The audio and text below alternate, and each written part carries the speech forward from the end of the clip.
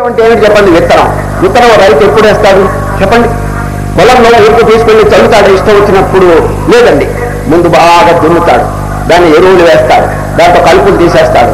చేయవలసిన క్రియలన్నీ చేసిన తర్వాత బీజం కనుక వేస్తే చక్కగా ఫలిస్తుందండి.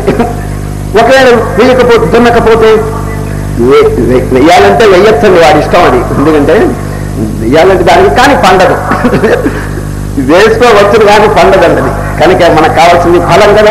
ఆ ఫలం కావాలంటే క్షేత్రాన్ని బాగా దున్నాలి. కనుకనే ఈరోజు క్షేత్రము అని పేరు పెట్టారు. దేనికి?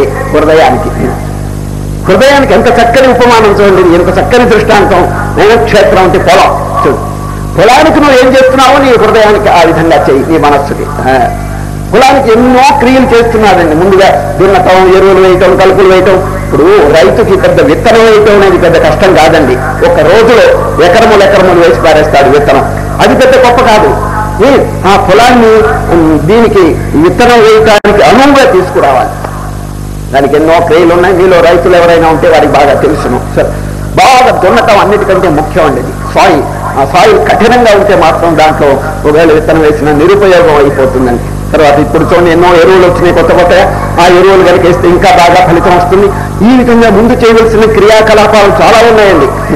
అదేవిధంగా ఈ హృదయంలో విత్తనం వేయటం అంటే ఏమిటి చెప్పండి? జ్ఞాన విచారణ. అంటే ఏమిటి చెప్పండి?